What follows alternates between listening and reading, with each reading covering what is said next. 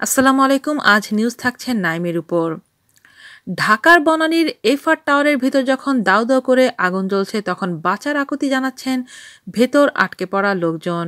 এই দৃশ্য দেখে মানবতার সেবায় নেমে পড়ে কড়াইল বস্তির শিশু নাইম। এ সময় ফায়ার সার্ভিসের পানির পাইপের লিকেজে পলিথিন পেঁচিয়ে ধরে সে। পরে মানবিক কাজে নিয়োজিত শিশুটির ছবি বিভিন্ন গণমাধ্যমে ছাপা হয়। গণমাধ্যমে নাইমের ছবি প্রকাশিত হওয়ার পরই তাকে পুরস্কারের ঘোষণা দেন যুক্তরাষ্ট্র প্রবাসী এক বাংলাদেশি। ওমর ফারুক সামি নামের ওই প্রবাসী তাকে $৫,০০০ পুরস্কারের ঘোষণা দেন। এবার পুলিশের পক্ষ থেকে বিনা ভাড়ায় ঘর পেল সে। আজ শনিবার ফেসবুকে এক স্ট্যাটাসে এ কথা জানিয়েছেন ঢাকা মেট্রোপলিটন পুলিশের গুলশান বিভাগের ডেপুটি কমিশনার মোশতাক আহমেদ। স্ট্যাটাসে তিনি লেখেন, বনানী এফআর টাওয়ারে আগুন নেভানোর ক্ষেত্রে ছোট্ট নাইম অবিস্মরণীয় ভূমিকা রেখেছিল, অথচ তার পরিবারের থাকা সুনির্দিষ্ট জায়গা ছিল না। গুলশান বিভাগের বনানী থানা আজ কড়াইলে তার পরিবারকে বিনা ভাড়ায় একটি ঘরের ব্যবস্থা করে দিল।